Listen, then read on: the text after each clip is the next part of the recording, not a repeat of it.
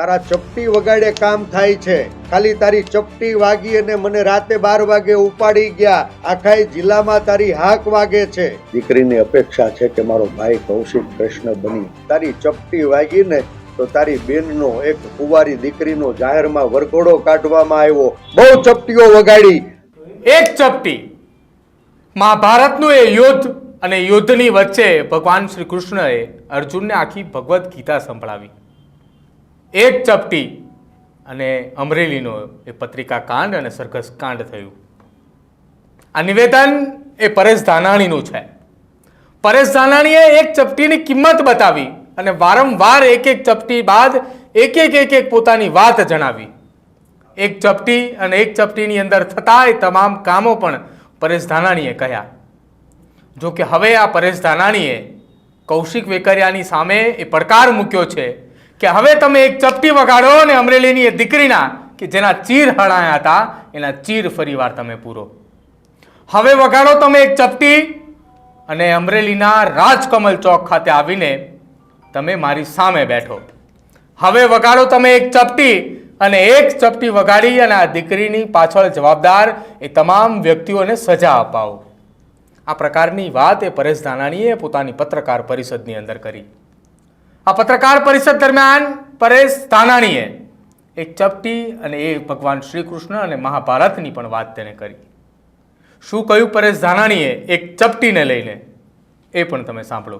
કે દીકરીએ અમરેલીના પ્રતિનિધિ નાયબ મુખ્ય દંડક રાજ્ય સરકારનો અભિન્ન અંગ એવા કૌશિકભાઈ વેકરિયાને પત્ર લખ્યો છે કે ભાઈ આ તારી બેન એની આબરૂ દાવ ઉપર મુકાણી. તારા ચપટી વગાડે કામ થાય છે. આખા જિલ્લામાં તારી હાક વાગે છે. ખાલી તારી ચપટી વાગી અને મને રાતે 12 વાગે ઉપાડી ગયા.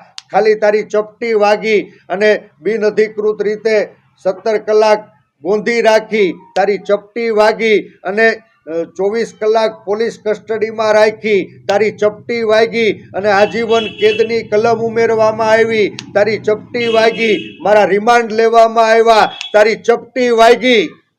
તારી ચપટી વાગી ને તો તારી બેનનો એક કુંવારી દીકરીનો જાહેરમાં વરઘોડો કાઢવામાં આવ્યો. તારી ચપટી વાગી તો તારી બેનને પોલીસ સ્ટેશનમાં પાટે હુવડાવીને પગમાં પટ્ટા મારવામાં આવ્યા. બધા જ ગુના માફ.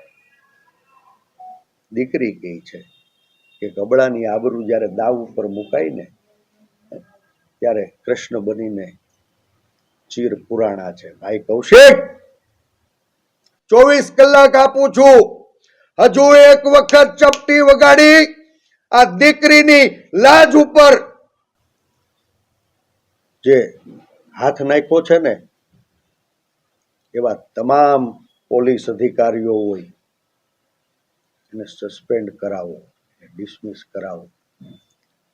દીકરીની અપેક્ષા છે કે મારો ભાઈ કૌશિક કૃષ્ણ બની એની બેન ગુજરાતની દીકરી એક કુંવારી કન્યા જેનો જાહેરમાં વરઘોડો કાઢ્યો, જેને પાટે હુવડાવીને પગે પાટવા મારવામાં આવ્યા એવા તમામ પોલીસ અધિકારીઓ જે કાયદાના જાણકાર છે અને કાયદાનું ઉલ્લંઘન કર્યું છે ને તત્કાલ ડિસમિસ કરવામાં આવે. 24 કલાક ભાઈ કૌશિક કૃષ્ણ બનવા માટેનો દીકરીએ અવસર આપ્યો છે ને એનું અમે સન્માન કરીએ છીએ. બહુ ચપટીઓ વગાડી. હવે એક વખત ચપટી વગાડી અને તમે જે પોલીસના હાથે આ ખોટા કેસ કરાવી તમારી આબરૂને ઢાંકવા માટે નિર્દોષ લોકોની ઉપર દમન ગુજારાયું છે ને એ જ પોલીસ અધિકારીઓને સસ્પેન્ડ કરાવો.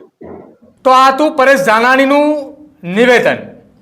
આ નિવેદનની અંદર મહત્વની વાત એ રહી કે પરેશ ધાનાણીએ એક ચપટીનો હિસાબ ગણાવ્યો.